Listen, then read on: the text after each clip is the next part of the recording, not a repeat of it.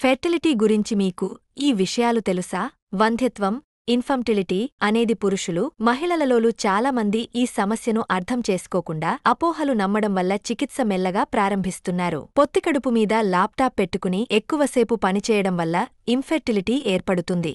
Sugar levels అదుపులో లేకపోతే పురుషుల వీర్యం, మహిళల గర్భాశయ పనితీరుపై ప్రభావితమవుతుంది. ప్లాస్టిక్ కంటైనర్లు, వాటర్ బాటిళ్లు, ప్లాస్టిక్ ర్యాపింగ్ హార్మోన్ల అసమతుల్యతను పెంచి వంధ్యత్వానికి దారితీస్తాయి. మహిళలలో అధికంగా కాఫీ తాగడం గర్భసాధన శక్తిని తగ్గిస్తుంది. పురుషుల మానసిక ఒత్తిడి కూడా వీర్య నాణ్యతను ప్రభావితం చేస్తుంది. అధిక ఒత్తిడి వల్ల టెస్టోస్టెరోన్ స్థాయిలు తగ్గిపోతాయి, వీర్య కణాల సంఖ్య తగ్గుతుంది. పురుషులు, మహిళలు 30 నుంచి 35 వరకు ఏళ్లు దాటిన తర్వాత సంతానోత్పత్తి సామర్థ్యం 50% తగ్గుతుంది. రాత్రిపూట అధికంగా తినడం, సరిగ్గా నిద్రపోకపోవడం మెటబాలిజం, హార్మోన్ల అసమతుల్యతను పెంచి ఫెర్టిలిటీని తగ్గించగలదు. వ్యాయామం చేయకపోవడం కూడా హార్మోన్ల అసమతుల్యతకు కారణం అవుతుంది.